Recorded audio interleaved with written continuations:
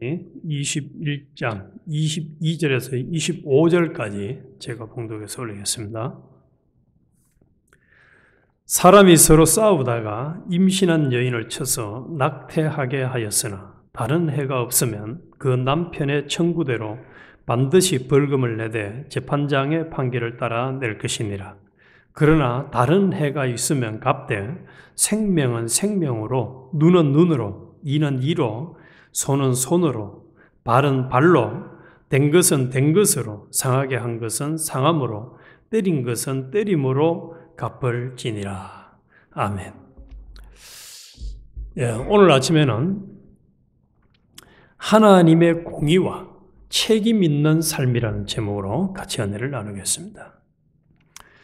우리가 어제 전거받은 출애굽기 20장 10계명을 이제 계명으로 받은 이후에 하나님께서 구체적으로 사람들에 대해서 또 물질에 대해서 어떻게 행동해야 되느냐, 행동 강령을 처음으로 말씀해 준 것이 이 21장입니다. 그래서 21장은 하나님께서 이스라엘 백성들에게 주신 사회적 법규로 종, 또 폭력, 재산 피해 등 일상생활에서 발생할 수 있는 다양한 상황에서 공의와 책임을 다루고 있습니다. 하나님은 종, 상해, 재산, 책임에 관한 법을 통해서 하나님께서 사람의 생명과 존엄성을 얼마나 중요하게 여기는지를 우리에게 보여주고 있습니다. 그래서 하나님은 정의로운 관계를 유지하며 또 공동체의 평화를 이루는 원칙을 이 장을 통해서 가르치는데 1절에서 11절까지는 종과 그들의 권리에 대해서 말씀을 하고 있습니다. 하나님이 노예 제도를 인정하신 것은 아닙니다. 그러나 현대와는 달리 사회보장제도가 없던 당시에는 노예 제도가 가난한 사람들이 부득이하게 생존할 수 있는 현실적인 방편이었습니다. 그래서 이스라엘에서 종은 단순히 노동력이 아니라 하나님의 형상대로 창조된 인간으로 존중받아야 했습니다. 히브리 종은 6년간 일한 후에는 7년째에는 자유롭게 해방이 되었습니다. 또 여성 종에 대해서는 특별한 규정이 있었는데 만약 종이 주인의 집에서 결혼을 했다면 가족과 함께 나갈 수 없으나 개인의 선택에 따라서 주인과 함께 자유롭게 할 수도 있었습니다. 또 이는 약자를 보호하고 인간이 소유물이 아닌 하나님 앞에서 존엄성을 가진 하나님의 형상으로 존중하도록 강조한 법입니다. 그래서 오늘 우리도 하루를 살면서 내가 만나는 사람은 신분의 고하를 막론하고 누구든지 하나님의 형상대로 지음받은 참 존귀한 사람이다. 그런데 사람들이 우리도 그렇게 살아왔을 때가 있지만 상대할 때 보면은 사람 취급도 안 하는, 오히려 개만큼도 여기지 않는 경우들을 볼 수가 있어요. 이거는 이 10계명의 교훈과 또 하나님의 뜻과는 너무 다른 것입니다.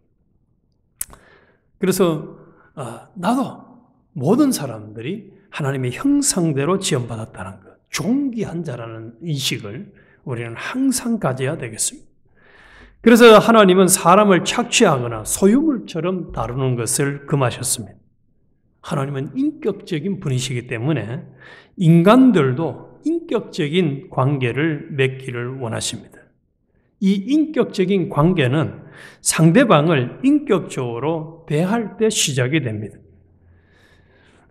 그래서 우리는 이것을 우리에게 적용을 시켜서 다른 사람들을 인격적으로 대하고 있는지를 계속 점검해 봐야 합니다. 내가 볼 때 어떤 사람은 조심스럽게 대하고 어떤 사람은 무시하거나 하찮게 대했던 죄를 회개해야 합니다.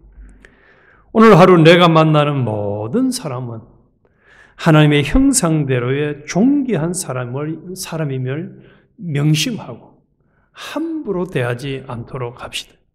레위기 25장 39절에 보면은 네 형제가 가난하여 너에게 몸이 팔리거든 종처럼 부리지 말고 형제처럼 대하라. 우리 좀 전에 불렀던 찬송가 작시자도 참 내 이웃을 내 몸같이 사랑하며 대하라. 참 은혜로운 찬송이었습니다. 바울이 오네시모를 빌레몬에게 돌려보내면서 더 이상 종이 아니라 사랑받는 형제로 대하라고 빌레몬서에 권면을 했습니다. 그래서 우리는 꼭 사람들을 대할 때 인격적으로 하나님의 형상대로의 사람임을 명심하고 존귀하게 대하는 우리가 되어야 하겠고, 12절부터 27절까지는 살인과 폭력에 대한 공의를 말씀을 하고 있습니다. 살인은 하나님이 다스리시는 이스라엘 백성에게 도무지 용납할 수 없는 죄였습니다. 이는 모든 사람이 하나님의 형상을 갖고 있기 때문입니다. 따라서 하나님은 살인자를 사형을 시키라고 하셨습니다. 또한 실제로 살인하지 않았어도 부모를 욕하거나 때린 죄, 유괴한 죄와 같이 살인과 다를 바 없는 죄들에 대해서도 사형을 시키라고 말씀을 합니다. 우리 15절 눈을 크게 뜨고 한번 보십시오.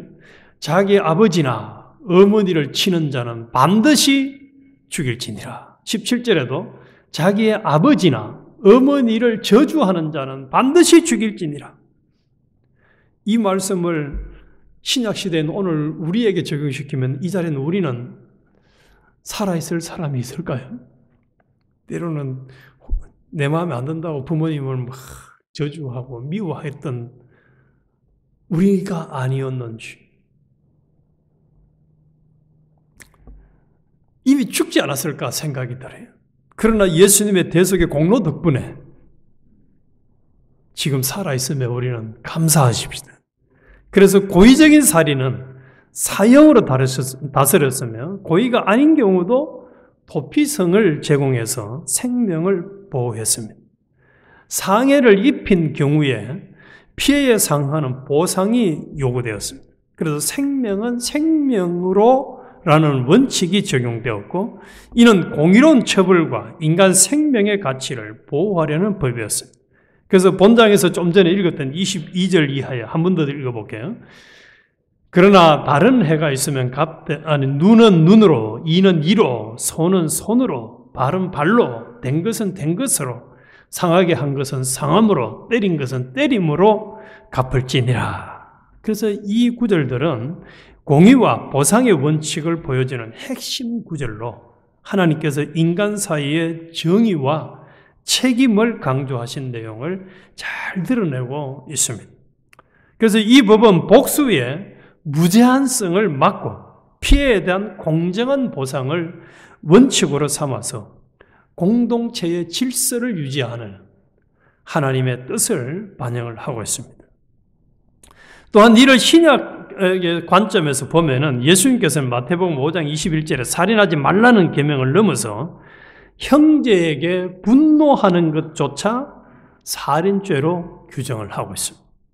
그래서 악한 자를 대적하지 말라며 사랑과 용서를 가르치신 마태복음 5장 38절 39절을 주셨는데, 또 눈은 눈으로 이는 이로 갚으라 하였다는 것을 너희가 들었으나 나는 너희에게 이르노니 악한 자를 대적하지 말라. 누구든지 내 오른편 뺨을 치거든 왼편도 돌려대며, 또 44절에는 나는 너희에게 이르노니 너희 원수를 사랑하며 너희를 박해하는 자를 위하여 기도하라.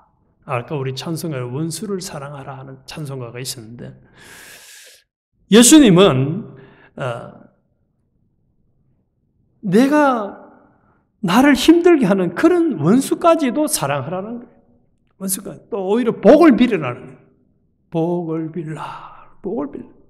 그래서 이 말씀들은 우리가 지금까지 살아오면서 나를 힘들게 하고 괴롭히고 미워하게 되고 심지어 죽이고 싶은 마음까지 들게까지 하는 사람들을 상대할 때에, 그들을 상대할 때에 말씀대로 순종하지 못했던 죄를 철저하게 회개하게 하는 말씀. 또 앞으로는 이렇게 반복하면 안 되겠죠. 이 모든 규정은 공의와 책임을 중심으로 공동체의 질서를 세우기 위한 것이었습니다. 가인이 아벨을 죽인 사건은 참 생명을 경시한 죄의 결과가 얼마나 참혹한지를 보여주고 있잖아요.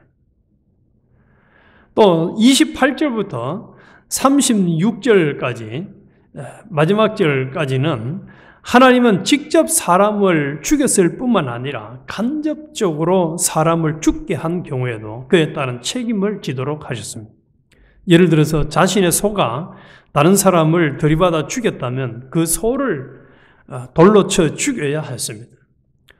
또 만약 죽은 사람이 종인 경우에는 종의 주인에게 은 30세겔을 배상해야 했습니다.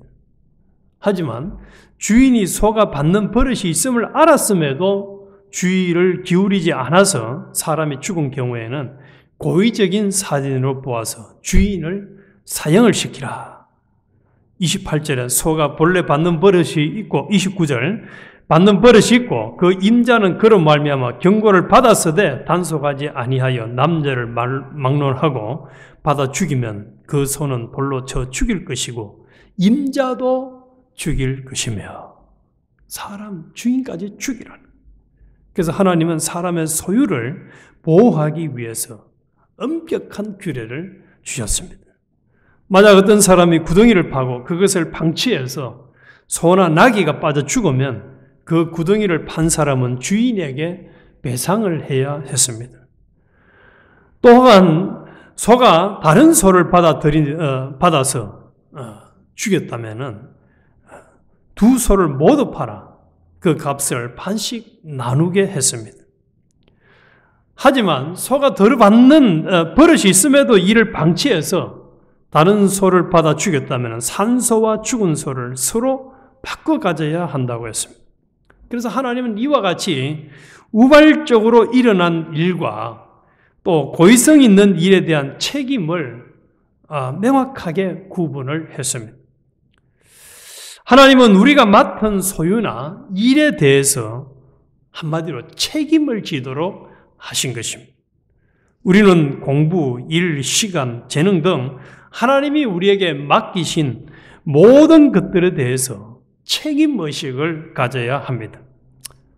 하나님 나에게 맡긴 것이 무엇인지 또 어떻게 관리해야 할지를 우리가 계속 좀 이 말씀을 거울 삼아서 따져봐야 되겠습니다. 그래서 우리의 소유가 중요하듯이 다른 사람의 소유도 존중해야 한다는 것입니다. 나는 다른 사람의 것을 무시하고 함부로 대적한 적은 없는지. 이러한 규정은 사회적 책임을 강화할 뿐만 아니라 공동체 안에서 신뢰와 질서를 유지하도록 원칙을 명확하게 해주는 겁니다. 그래서 결론적으로 이 출애굽기 21장은 하나님의 공의와 사랑이 법으로 구체화된 장입니다. 이 법들은 개인의 존엄성과 공동체의 질서를 유지하는 데 초점이 맞추어져 있습니다. 그리고 이 법들은 단순히 규정을 넘어서 하나님의 성품을 잘 반영하고 인간관계와 공동체의 조화를 이루는 기준이 됩니다. 우리의 삶도 하나님의 공의와 정의, 책임을 실천하는 삶이 되어야 하겠습니다. 그래서 우리 자신들에게 적용을 해보면 나의 주변 사람들을 하나님의 형상으로 창조된 존귀한 존재로 대하며 사랑과 존중을 실천하며 살아가야 하겠습니다. 또 내 삶에서 공의와 책임을 다하며 약자를 보호하고 그들의 권리를 지키는 데 힘써야 하겠습니다.